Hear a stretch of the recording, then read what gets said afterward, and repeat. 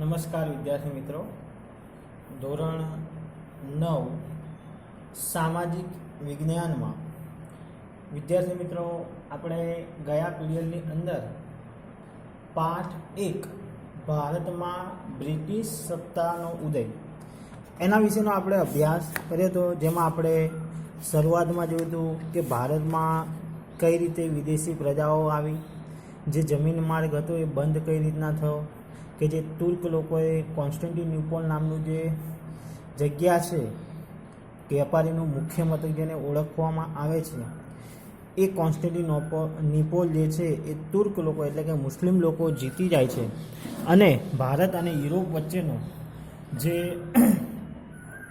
વેપાર છે એ વેપાર અટકી જાય છે, એટલે કે બંધ થઈ જાય છે.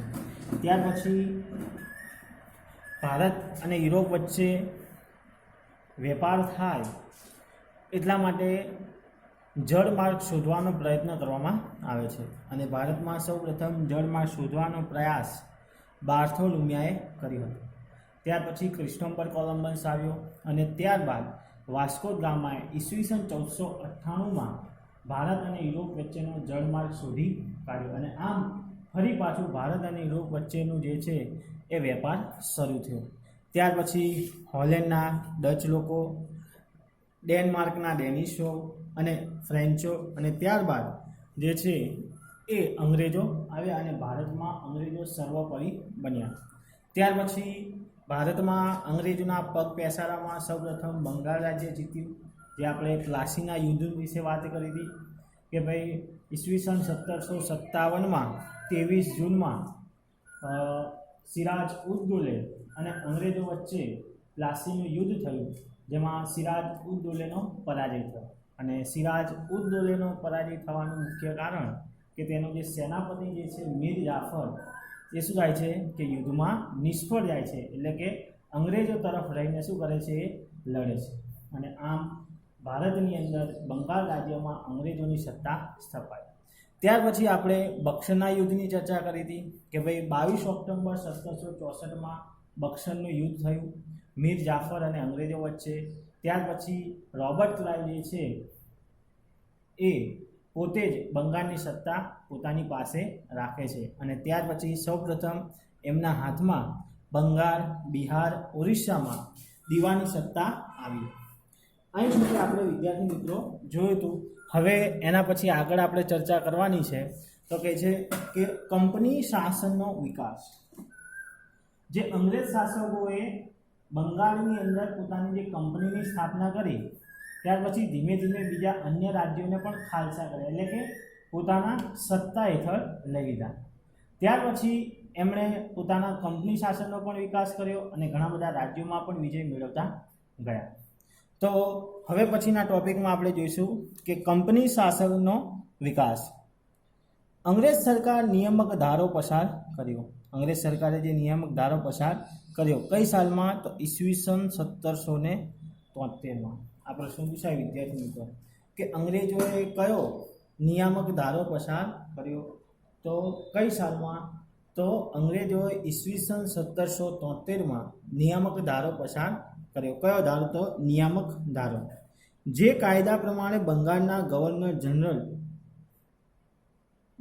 બનાવી કંપનીના વ્યાપારી અને રાજકીય હિતો તથા પ્રવૃત્તિઓને તેને સીધા અંકુશ નીચે લાવી મૂક્યા. શું કર્યું કે જે નિયમ બનાવે એ બધા કંપની શાસન નીચે લાવી મૂક્યા, એટલે કે કંપની શાસક જે પ્રમાણે કે એ પ્રમાણે ઉત્પાદન કરવું પડતું, એ પ્રકારે કામ થતું હતું.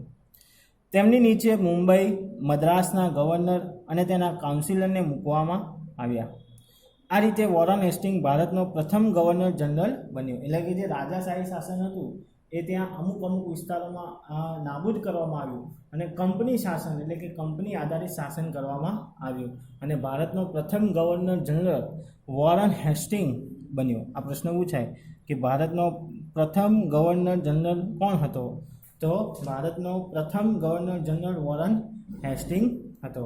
અને જો ભારતના પ્રથમ ભારતીય ગવર્નર પૂછાય વિદ્યાર્થી મિત્રો, ભારતીય શબ્દ, તો રાજગોપાલાચારી આવે. આ એક ખાસ પ્રશ્ન છે, જો કે તમારે આવતો નથી પણ ભવિષ્યમાં આ પણ તમને ખ્યાલ આવશે, એની ચર્ચા પણ આગળ થશે, એટલે મેં તમને અત્યારે જણાવ્યું કે ભારતના પ્રથમ ગવર્નર જનરલ પૂછાય તો આ શું આવે? Warren Hastings. પરંતુ ભારતના પ્રથમ ભારતીય ગવર્નર છે ભારતના, એ બી જે વોરન હેસ્ટિંગ હતા એ ઇંગ્લેન્ડના હતા. પણ ભારતીય પૂછાય, ભારતના જ પૂછાય તો રાજગોપાલાચારી.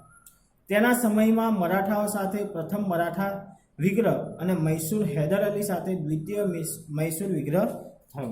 હવે એના સમયમાં વોરન હેસ્ટિંગના સમયમાં બે વિગ્રહ થયા, એક પ્રથમ મરાઠા વિગ્રહ અને બીજો છે મૈસૂરના હૈદર અલી સાથેનો વિગ્રહ. આ બંને સત્તાઓનો એક સાથે સામનો કરતા ઈસ્ટ ઇન્ડિયા કંપનીનો મુશ્કેલીઓ વધી ગઈ અને આ જે બંને વિગ્રહ એટલે કે યુદ્ધ થયા, સંઘર્ષ થયા, એમાં કંપની શાસકને ઘણી બધી મુશ્કેલીઓ વધી ગઈ હતી. ત્યાર પછી વોરન હેસ્ટિંગ બાદ ગવર્નર જનરલ તરીકે કોર્નવાલિસ આવ્યા. આ પણ પ્રશ્ન પૂછાય કે ભાઈ વોરન હેસ્ટિંગ પછી ભારતના ગવર્નર કોણ બન્યા? તો કોણ આવે? કોર્નવાલિસ. તેના સમયમાં મૈસૂરના વાઘ તરીકે ટીપુ સુલતાન સાથે ત્રીજો મૈસૂર વિગ્રહ થયો. જો ત્રીજો મૈસૂર વિગ્રહ જે છે કોર્નવાલિસના સમયમાં થયો. પ્રથમ વિગ્રહ જે છે એ મરાઠા વિગ્રહ અને હૈદર અલી સાથેનો દ્વિતીય મૈસૂર વિગ્રહ જે છે એ કોના સમયમાં થયો? Warren Hastings. જ્યારે કોર્નવાલિસના સમયમાં ટીપુ સુલતાન સામે જે છે એ ત્રીજો મૈસૂર વિગ્રહ થયો. એટલે પહેલો મરાઠા વિગ્રહ, મૈસૂર વિગ્રહ અને ત્રીજો મૈસૂર વિગ્રહ. ટીપુ સુલતાનને હરાવીને કંપનીએ મરાઠા અને નિઝામની મદદ લીધી. શું કર્યું કે ટીપુ સુલતાનને હરાવવા માટે કંપની સરકારે કોનો આશ્રય લીધો હતો? તો મરાઠાઓ અને નિઝામની મદદ લીધી હતી. આ ત્રણેય ભેગા થઈને ટીપુ સુલતાનને હાર અપાઈ. જો કેમ કે કંપની શાસકના જે ગવર્નરો હતા એમની પાસે સૈન્ય બળ ઓછું હતું, એ ભારતમાં હતા, એ કંઈ ઇંગ્લેન્ડમાં હતા નહીં, એટલે ભારતના સૈનિકોની જરૂર પડે. એટલે એના માટે શું કર્યું તો કે યુદ્ધ લડવા માટે તેમણે કોની મદદ લીધી? તો મરાઠાઓની મદદ લીધી અને નિઝામની પણ મદદ લીધી હતી. આમ ત્રણેય ભેગા થઈને ટીપુ સુલતાન સામે યુદ્ધ જાહેર કર્યું અને યુદ્ધ લડ્યા, એમાં ટીપુ સુલતાનની હાર થઈ. તેણે સંધિ સ્વીકારવી ફરજ પડી અને તેમની સાથે સંધિ સ્વીકારવી પડી. સંધિ એટલે એમની અંદર ભળી ગઈ, એટલે એમનો કંપની શાસનને માન્યતા આપી કે એમના પ્રમાણે શાસન કરવું.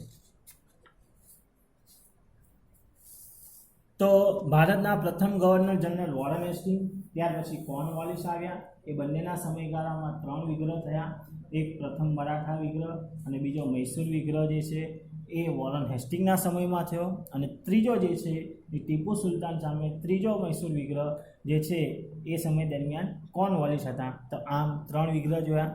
ત્યાર પછી કોર્નવાલિસ બાદ સર જ્હોન શોર ગવર્નર જનરલ બનીને આવ્યા. ત્યાર પછી ભારતના ગવર્નર જનરલ કોણ બન્યા? તો સર જ્હોન શોર. અહીંયા વિદ્યાર્થી મિત્રો તમને રેડ પેનથી બતાવું છું કે ભાઈ ભારતના ત્રીજા ગવર્નર જ્હોન શોર, તેણે અપનાવેલી તટસ્થ નીતિને કારણે ઈસ્ટ ઇન્ડિયા કંપનીની પ્રતિષ્ઠા એક બાજુ ઘટી તો બીજી બાજુ મરાઠાઓ વધુ શક્તિશાળી. અને એણે જે તટસ્થ નીતિ અપનાવી એ તટસ્થ નીતિને કારણે વિદેશી કંપનીઓ જે છે એ અંગ્રેજ કંપનીને ઘણું બધું નુકસાન થયું. એની સામે મરાઠાઓ જે છે વધુ શક્તિશાળી બન્યા. આથી સર જ્હોન પછી આવેલા ગવર્નર જનરલ વેલેસ્લી માથે કંપનીને ભારતમાં સર્વોપરી બનાવવા જવાબદારી આવી પહોંચી. એટલે કે સર જ્હોનના સમયમાં કંપનીનો યોગ્ય વિકાસ થયો નહીં. ત્યાર પછી ભારતમાં આવનાર ગવર્નર કોણ હતા? તો કે વેલેસ્લી. જે વેલેસ્લી હતા એ વેલેસ્લી માથે જે છે જવાબદારી આવી પડી અને વેલેસ્લીએ સહાયકારી યોજના અમલમાં મૂકી હતી. આ વેલેસ્લીએ સહાયકારી સૈન્યની યોજના દાખલ કરી. સહાયકારી યોજનાની શરતો અને અપનાવેલા રાજ્ય નીચે મુજબ છે. વિદ્યાર્થી મિત્રો, વેલેસ્લીએ જે સહાયકારી યોજના અપનાવી, સહાયકારી એટલે વિસ્તારવાદી યોજના, આ પણ એક અંગ્રેજ સરકારની કૂટનીતિ હતી. સહાયકારી યોજના બહારથી રીતે રાજાઓને જે છે સલામત દેખાતી, પરંતુ જો આંતરિક દ્રષ્ટિએ જોઈએ, અંદરની દ્રષ્ટિએ, તો એ રાજા જે છે એ ગુલામ હોય એમ દાખતું. કે વેલેસ્લીએ જે સહાયકારી યોજના કાઢી એમાં એવું હતું કે જે કોઈ રાજા સહાયકારી યોજનાનો સ્વીકાર કરે તેને અંગ્રેજ તરફથી યુદ્ધ લડવા માટે સૈન્ય મળતું.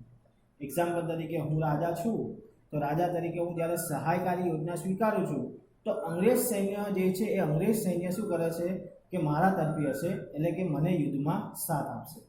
તો મેં સહાયકારી યોજના સ્વીકારી એટલે જે અંગ્રેજ સૈન્ય છે, અંગ્રેજ સૈન્યનો સંપૂર્ણ ખર્ચ જવાબદારી મારે ઉપાડવાનો, એમને ખવડાવવા પીવડાવવાનું, રહેણી કરણી રાખવાની. તો આ બધી જવાબદારી કોના માથે આવે? રાજા. અને એની અંદર ઘણા બધા નિયમો પણ હતા કે ભાઈ રાજા ઈચ્છે ત્યારે યુદ્ધ લડી શકે નહીં, સૈન્યની ઈચ્છા હોય ત્યારે યુદ્ધ લડી શકતા. હવે રાજાને અંગ્રેજી સૈન્ય મળી ગયું, એટલે કે મને અંગ્રેજી સૈન્ય મળી ગયું અંગ્રેજીનું, એટલે મારી સામે કોઈ યુદ્ધ જાહેર કરશે નહીં મોટાભાગે. એટલે હું શું થઈ લાપરવાહ, હું મારી ફરજ પરથી થોડો આગો પાછો થઈ જઈશ, એટલે હું બહુ રાજ્યમાં ધ્યાન આપીશ નહીં. તો બીજી બાજુ અંગ્રેજો શું કરતા તો કે લોકોને કાન ભંગેણી કરતા કે ભાઈ રાજા યોગ્ય રીતે વહીવટ કરતા નથી, તમારું ધ્યાન નથી રાખતા, તમારા કરવેરામાં વધારો કરે છે. કરવેરો વધારવાનું કારણ શું હતું કે અંગ્રેજ સૈન્યનું જે છે અંગ્રેજ સૈન્યનું ભરણ પોષણ કરવાનું. તો એક બાજુ અંગ્રેજ સરકાર જે છે અંગ્રેજો જે છે એ રાજાઓની મદદ માટે સૈન્ય પણ મોકલતા, બીજી બાજુ જે છે એ પ્રજાની અંદર કાન ભંગેણી પણ કરતા હતા. અને આમ રાજા ધીમે ધીમે શું થાય ગુલામી જે છે ગુલામી અનુભવ થતો જાય અને અંતે રાજા જે છે પોતાનું સંપૂર્ણ રાજ્ય ગુમાવી દેતો. પ્રજા વિરોધ કરે અને પોતાની પાસે જે કંઈ ખર્ચ હોય એ બધું સૈન્યમાં વાપરે. તો આમ શું કરે એને ખાલસા કરી દે. તો આવી વેલેસ્લીની સહાયકારી યોજના હતી. એટલે શરૂઆતમાં જે છે આ યોજના સારી લાગતી, પણ જેમ જેમ સમય જાય તેમ એને ગુલામીનો અનુભવ કરાવતી. અને એના માટે સહાયકારી યોજના જે સ્વીકારે એના માટેના કેટલાક નિયમો પણ હતા. પહેલું, કંપની સરકાર તાલીમ પામેલું સૈન્ય યોજના સ્વીકારનાર રાજ્યને આપશે. એટલે કે જે સરકાર સૈન્ય છે એ જે રાજા સ્વીકારે એને આપશે. આ સૈન્ય રાજ્યના આંતરિક અને બાહ્ય આક્રમણથી રાજ્યનું રક્ષણ કરશે. એટલે કે જ્યારે કોઈ રાજ્ય પર આક્રમણ કરે ત્યારે તેમના મદદ માટે એ મોકલશે. તેના બદલામાં શું તો કે આ યોજના સ્વીકારનાર રાજાએ લશ્કરી ખર્ચ અને તેટલી આવક ધરાવતો પ્રદેશ અંગ્રેજોને આપવો. શું કહે છે કે લશ્કરને જે ખર્ચ પરવડે, એક્ઝામ્પલ તરીકે બધા સૈન્યનો ખર્ચો મહિને 50,000 થતો હોય તો 50,000ને લગતો જે પ્રદેશ છે એ પ્રદેશ એમના વહીવટમાં આપવો પડે છે, એમના શાસન હેઠળ આપવો પડે. એટલે પોતાનો પ્રદેશ પોતે જ બીજાને ગુમાવવો પડતો આપવો પડશે. કંપનીની પરવાનગી વિના રાજ્ય અને અન્ય રાજ્યો સાથે યુદ્ધ કે સંધિ કરી શકે નહીં. અને આને શું હતું કે જ્યાં સુધી લશ્કરી સૈન્યના વડા સાથે ચર્ચા વિચારણા કરે અને જો એ માન્યતા આપે કે હા યુદ્ધ જાહેર કરો તો એ યુદ્ધ લડી શકાતું. એટલે રાજા પોતે હોવા છતાં પણ યુદ્ધનો નિર્ણય લઈ શકતો ન હતો આ સહાયકારી યોજનામાં. રાજ્યના દરબારમાં એક અંગ્રેજી પ્રતિનિધિ રાખવો. જો કે રાજ્યની અંદર સૈન્ય સ્વીકારે એટલે એક પ્રતિનિધિ પણ અંગ્રેજનો હોવો જોઈએ જે બધું રાજ્યનું પણ ધ્યાન રાખે. અન્ય વિદેશોને પોતાના રાજ્યમાં નોકરીએ રાખવો નહીં. અને જે વિદેશથી આવતા બીજા આપણે કીધું ને આગળ કે ભાઈ ભારતની અંદર ઘણી બધી પ્રજાઓ જે છે વેપાર કરવા માટે આવી હતી, જેમાં પોર્ટુગીઝો, ફ્રેન્ચો, હોલેન્ડના, ડચ લોકો. તો આ બધી પ્રજામાંથી કોઈને વિદેશીને પોતાના રાજ્યની અંદર કામ ધંધે રાખવા નહીં, નોકરીએ રાખવા નહીં. આવી શરતો હતો અને આવી વેલેસ્લીની સહાયકારી યોજના હતી. અને એ યોજનાનો પ્રથમ સ્વીકાર હૈદરાબાદનો નિઝામ બન્યો હતો. એટલે હૈદરાબાદના નિઝામે એ સ્વીકારી હતી. ત્યાર પછી મૈસૂર, અવધ, ગાયકવાડ, સંધ્યા, ભોંસલે અને હોલકર આ બધા રાજાઓ જે છે એ સહાયકારી યોજના સ્વીકારી અને સહાયકારી યોજનાનો શિકાર બન્યા હતા અને પોતાનું રાજ્ય ગુમાવ્યું હતું. આ યોજના એક મીઠા ઝેર જેવી હતી. મેં કીધું કે શરૂઆતમાં સારું લાગે પણ ધીમે ધીમે પછી પાછળથી એ ગુલામીનો અનુભવ કરાવતી હતી. આ યોજનાનો અમલ કરીને વેલેસ્લીએ ઘણા પ્રદેશો ઈસ્ટ ઇન્ડિયા કંપનીમાં જોડી દીધા અને ઘણા પ્રદેશો શેમાં જોડાઈ ગયા? ઈસ્ટ ઇન્ડિયા કંપનીના શાસન હેઠળ. ગવર્નર જનરલ વેલેસ્લીએ ટીપુને સહાયકારી યોજના સ્વીકારવાનું જણાવ્યું, જેનો તેણે ઇનકાર કર્યો. યોજના સ્વીકારનાર ઇનકાર થતાં કંપનીએ નિઝામ સાથે મેળવીને મૈસૂર ઉપર આક્રમણ કર્યું અને મૈસૂર વિગ્રહ દરમિયાન ટીપુ સુલતાને અંગ્રેજો સામે લડતા લડતા મૃત્યુ પામ્યો.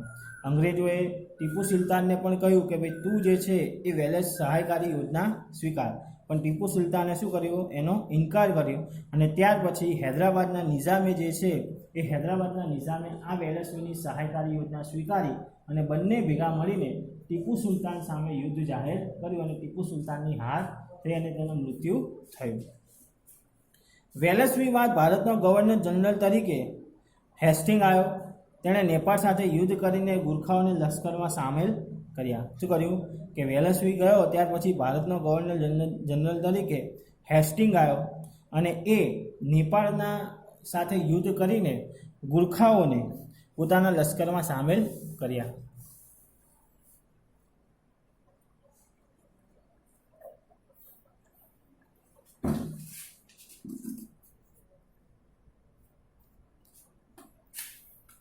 પીઢારાઓ સાથે યુદ્ધ કરીને તેમને અંકુશમાં લીધા. ત્રીજો મરાઠા વિગ્રહ કરીને કંપનીની સર્વોપતા સ્થપાઈ. વિલિયમ બેન્ટિંગ ભારતમાં અગાઉના ગવર્નર જનરલોથી સરખામણીમાં ઉદાર ગવર્નર જનરલ તરીકે ઓળખાય છે.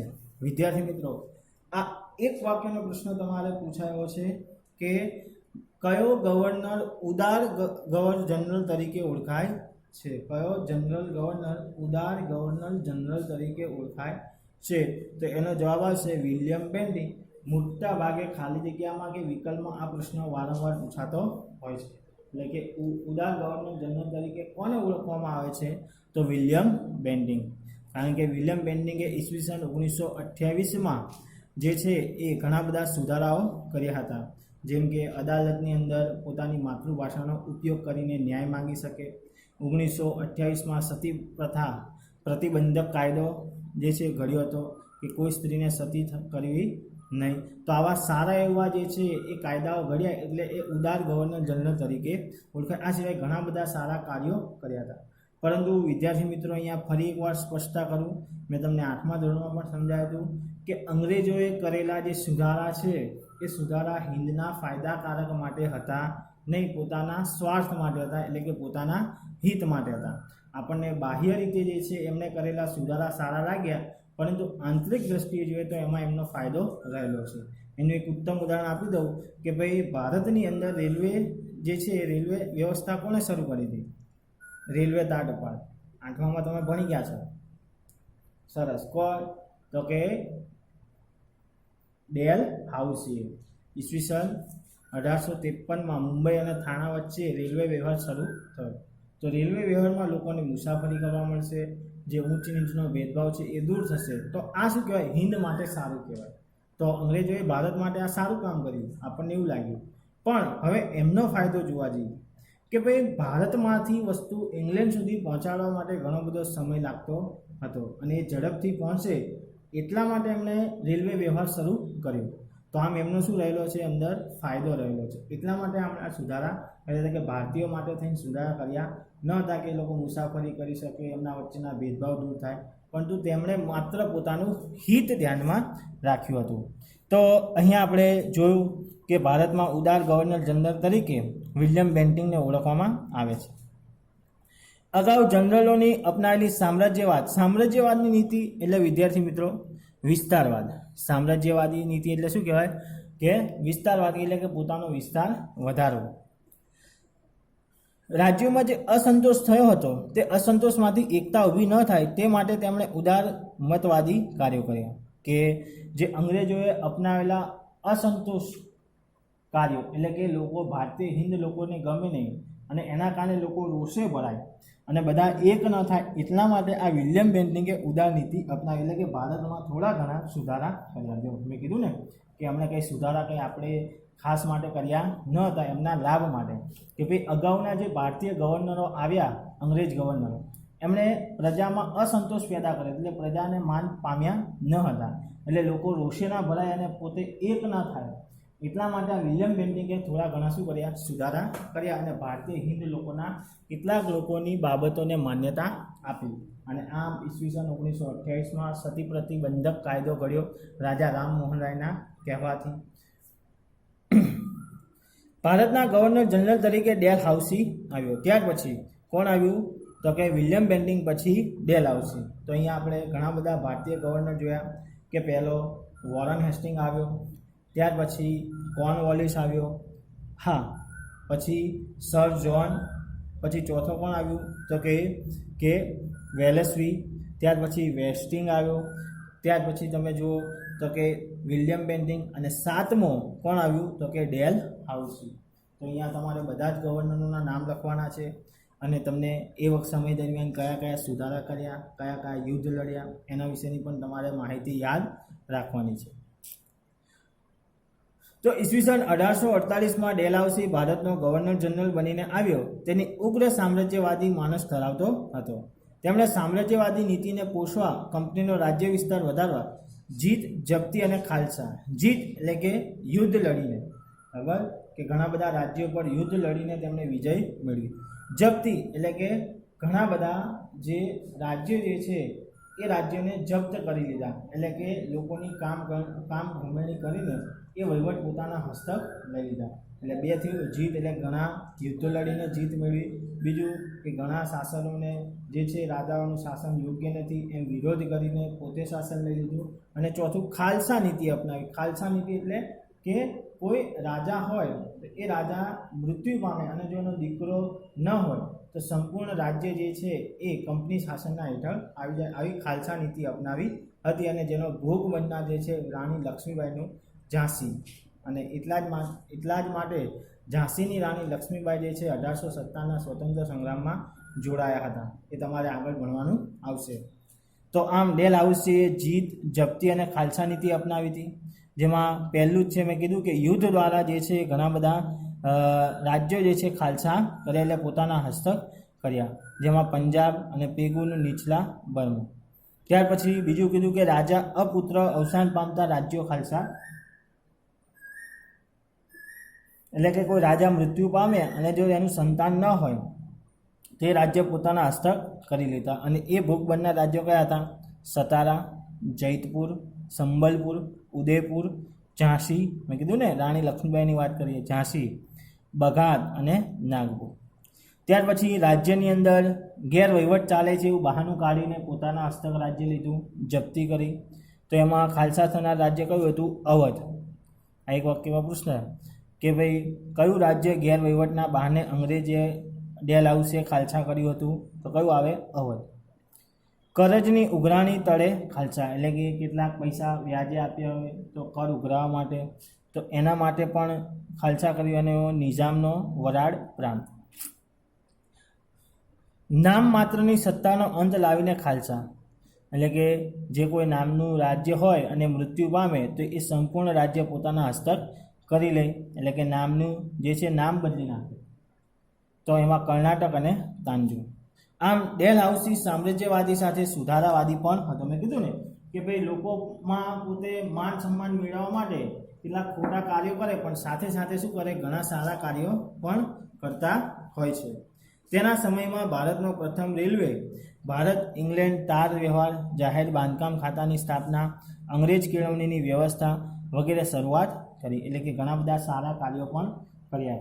એક સામાન્ય ઉદાહરણ આપું કે ભાઈ આપણે કોઈ પણ વ્યક્તિ વ્યસન કરતો હોય છે તો સિગરેટની ઉપર લખેલું હોય છે નો સ્મોકિંગ, કેન્સર થાય છે. હવે દારૂના મદિરા પાન પર પણ એ રીતની સૂચના હોય છે. તો એ બધું ચલાવે છે, તો એ બધા લોકોને ખવડાવે છે, એમની પાસેથી આવક મેળવે છે. પણ એ જ લોકો જે છે એ ઘણી બધી દવાખાનોમાં કેન્સરના દર્દીઓ માટે દાન આપતા હોય છે. પાછું તો એક બાદ ફાયદો પણ એક બાદ નુકસાન પણ કરે છે. કેમ? એ લોકો ઈચ્છે તો બંધ ના કરી શકે ના, પણ એ સારી ગણના પણ, આશીર્વાદ પણ મેળવે છે અને ઘણા લોકોની જિંદગી પણ બગાડે છે. આવું ઘણી બધી દવાખાના હોસ્પિટલમાં જોવા મળતું હોય છે. મોટી મોટી ઇન્ડસ્ટ્રીવાળા કેન્સરના દર્દીઓને ઘણી બધી રાહત દરે દવાઓ આપતા હોય છે, મફતમાં સારવાર કરાવતા હોય છે અને એ જ લોકો એનું વેચાણ પણ કરતા હોય છે. તો અહીંયા પણ એવું છે કે ભાઈ ડેલહાઉસી પણ એ સુધારાવાદી કરતો હતો, પણ સાથે સાથે પોતાના હિત, પોતાના કંપની શાસનનો પણ વિસ્તાર કરતો હતો.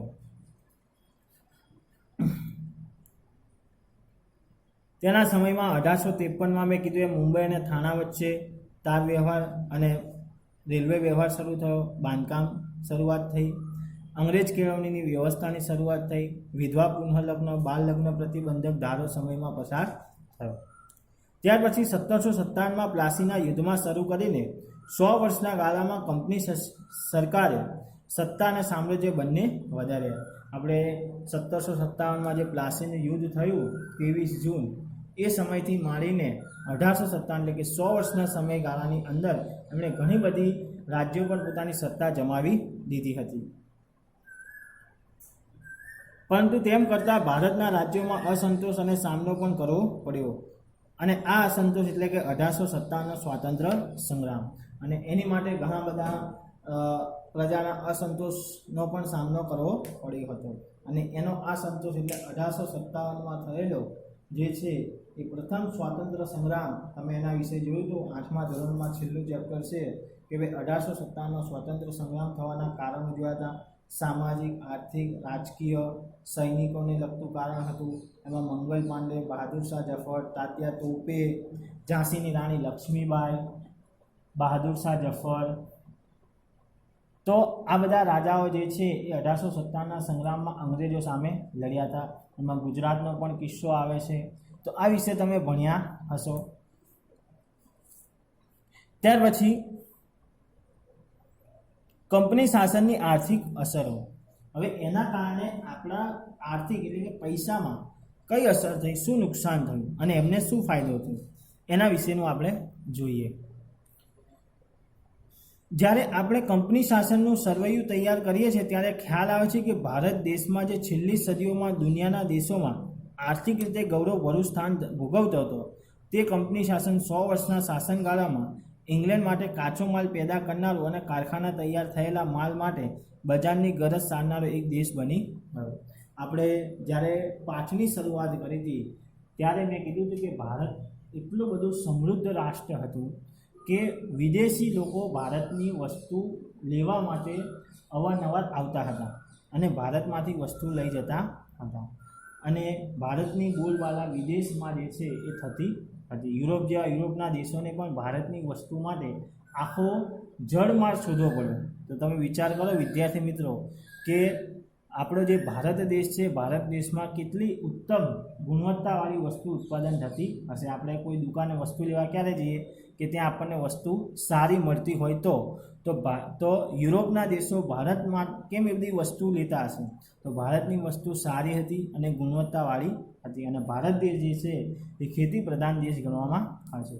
પરંતુ આજ જે છે એ દેશની હાલત જ્યારે અંગ્રેજોનું શાસન સ્થપાયું, 1757માં પ્લાસીનું યુદ્ધ થયું અને ત્યાર પછી જે અંગ્રેજોએ પગ પેસારો કર્યો, ત્યાર પછી એ 100 વર્ષના સમયગાળામાં ભારત દેશ જે છે એ ઇંગ્લેન્ડો માત્ર કાચો માલ ઉત્પાદન કરતો.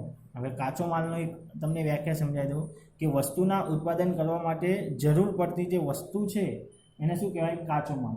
એક્ઝામ્પલ તરીકે ખાંડ છે, તો ખાંડનું ઉત્પાદન કરવું છે, પણ ખાંડના ઉત્પાદન માટે જે વસ્તુ તો જોઈએ ને, સામગ્રી, અને એ છે શેરડી. શેરડીમાંથી ખાંડ બને. તો શેરડીનું ઉત્પાદન કરવું તો શેરડી જે છે કાચો માલ બને છે. એવી રીતે બિસ્કિટ બનાવવા હોય, ટોસ્ટ બનાવવા હોય તો એના માટે શું પડે? તો કે ઘઉંનો લોટ. અને લોટ જે છે શેમાંથી બને? ઘઉં. અને ઘઉં ક્યાં થાય? ખેતીમાં. તો એ ઘઉં શું થાય? કાચો માલ તરીકે સાબિત થાય. તો અહીંયા જે છે આવા કાચો માલ ઉત્પાદન કરનારો માત્ર ભારત દેશ થઈ ગયો. પહેલાં પોતાને આત્મનિર્ભર હતો, એટલે કે સ્વાવલંબી હતો, પણ ધીમે ધીમે અંગ્રેજોના શાસનમાં ભારત જે છે પરાવલંબી બની ગયો અને ઇંગ્લેન્ડ માટે માત્ર એક કાચા માલનું ઉત્પાદન કરતો દેશ બની ગયો. અને કારખાનાઓ તૈયાર થયેલા માલ માટે બજારની ગરજ સારનારો દેશ બની ગયો. બંગાળમાં સુતરાઉ કાપડ, કાચું રેશમ, ખાંડ, શણ, મલમલની નિકાસ કરતું. પરંતુ દ્વિમુખી શાસન પદ્ધતિ બાદ બંગાળની આર્થિક સ્થિતિ ચમક ઝાંખી પડી ગઈ. એટલે કે બંગાળની અંદર જે વસ્તુ ઉત્પાદન થતું હતું પણ એમાં દ્વિમુખી શાસન, એટલે કે દ્વિમુખી શાસન એટલે એક કંપની શાસન કરે અને એક રાજા શાસન. એવા દ્વિમુખી શાસનને કારણે શું થયું કે એનો જે છે અસ્ત આવી ગયો. પેલા જે ભારતના દિલ્હીની તખ્તી પર જે મુગલ બાદશાહ બેઠો હતો એણે કંપની શાસનને કરવેરા વગર વેપાર કરવાની છૂટ આપી.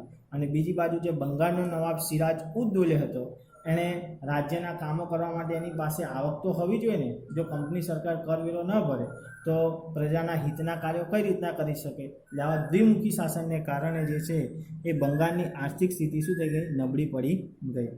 કંપનીના અન્યાય મહેસૂલ નીતિથી ભારતનો ખેડૂત પાયમાલ અને દેવદાર બની ગયો. અને ખાસ કરીને અંગ્રેજોના હાથમાં તો દીવાની સત્તા હતા, જમીન મિલકતને લગતી, જે આપણે ગયા પીરિયડમાં છેલ્લા મેં એની ચર્ચા કરી હતી. એટલે એ ખેડૂતો પાસેથી વધારેમાં વધારે કરવેરો વસૂલ કરે. એટલે ખેડૂત જે છે એ નિરાશ બની જાય અને ઉત્પાદન છોડી દે. ઘણી વખત કરવેરો ન ભરવાના કારણમાં પોતાના ખેતરો પણ ખેડૂતો ગુમાવવા લાગ્યા અને પોતે જ પોતાના ખેતરમાં જે છે મજૂર તરીકે કામ કરતા થયા. તો આમ ધીમે ધીમે ખેડૂતો દેવાદાર બન્યા, મજૂર બન્યા અને પોતાના ખેતરો પણ ગુમાવ્યા. અંગ્રેજ સરકારે ઇંગ્લેન્ડના ઉદ્યોગોને વિકસાવવા ભારતના કાપડ ઉદ્યોગ પર અન્યાય જકાત નાખી. અને ભારતમાં અમદાવાદ જે છે કાપડ ઉદ્યોગ માટેનું માન્ચેસ્ટર શહેર ગણવામાં આવે છે. તો અંગ્રેજોએ પોતાના દેશમાં ઇંગ્લેન્ડમાં કાપડનો ઉદ્યોગ વધે એટલા માટે શું કર્યું કે ભારતમાં જકાત નાખ્યો, એટલે કે ભારતના કાપડ ઉપર ટેક્સ નાખ્યો, જેથી કરીને ભારતનું કાપડ ભારતને જ મોંઘું પડે, જેથી કરીને ઇંગ્લેન્ડમાં જે છે લોકો બીજી અન્ય દેશના લોકો જે છે એ ઇંગ્લેન્ડમાંથી કાપડ ખરીદે અને પોતાના ભારતનું જ કાપડ ઇંગ્લેન્ડમાં લઈ જઈને વેચતા અને સારી આવક મેળવતા. તો આવા ઘણા બધા અન્યાયો પણ જોવા મળ્યા હતા. ભારતમાં હુન્નર ઉદ્યોગને કચને, હુન્નર એટલે વ્યક્તિમાં રહેલી આવડત, વ્યક્તિમાં ઘણા બધા વ્યક્તિઓની આવડત સારી હોય કે ભાઈ ઘણા વિદ્યાર્થીઓની સંદર્ભમાં વાત કરીએ તો ઘણા વિદ્યાર્થીઓના અક્ષર સારા આવતા હોય, ઘણા વિદ્યાર્થીઓની યાદશક્તિ વધારે હોય, ઘણા વિદ્યાર્થીઓ ચિત્ર સારી દોરે, તો એનામાં શું કહેવાય પ્રકારનું હુન્નર. તેવા હુન્નર ઉદ્યોગની દ્રષ્ટિએ પણ વસ્તુ બનાવવા, રમકડા બનાવવામાં, તો એ બધી વસ્તુ બનાવતા હતા. એવા ઉદ્યોગને કચડી નાખવા માટે વિવિધ અયોગ્ય રીત રસમ અપનાવી નથી, એટલે ઘણા જે છે પગલાં લીધા હતા, જેથી ભારતના ઉદ્યોગ ધંધા ભાંગી પડ્યા. ભારતનો કારીગર ગરીબ અને બેરોજગાર બન્યો અને આ બધા જે છે એ જે હુન્નર ઉદ્યોગ છે એ પણ ભાગી નાખવામાં આવ્યા. ખાસ કરીને જે ગૃહ ઉદ્યોગ ચાલતા હતા, ઘરે રહીને જે સ્ત્રીઓ કામ કરીને આવક મેળવતી હતી, એવા ગૃહ ઉદ્યોગને પણ ઘણું બધું નુકસાન પહોંચાડ્યું હતું. એક્ઝામ્પલ તરીકે વિદ્યાર્થી મિત્રો પહેલાં જે છે એ પાપડ બનાવવા માટે સ્ત્રીઓ ઘરે બેસીને બનાવે, પણ અત્યારે પાપડ બનાવવાના મશીન નીકળી ગયા તો તૈયાર તમે પાપડ બજારમાંથી લાવીને પણ તમે ઉપયોગ કરો છો. તો આ શું થયું? ગૃહ ઉદ્યોગને નુકસાન. બીજું કે પહેલાંના સમયમાં લોકો જે છે અથાણા ઘરે નાખતા હતા, હવે ધીમે ધીમે એના પણ જે છે એ મશીનો દ્વારા એને તૈયાર કરીને બજારમાં વેચવામાં આવે છે, અને મશીન દ્વારા તૈયાર થયેલી વસ્તુ જે છે એ કેવી હોય છે? સસ્તી હોય છે અને ઝડપથી તૈયાર થયેલી, જ્યારે હાથથી બનાવેલી વસ્તુ જે છે મોંઘી પડતી હોય છે. તો આમ અહીંયા હસ્ત ઉદ્યોગ અને ગૃહ ઉદ્યોગને પણ અંગ્રેજોએ નુકસાન પહોંચાડ્યું હતું. કંપનીના વેપારીઓ ખાનગી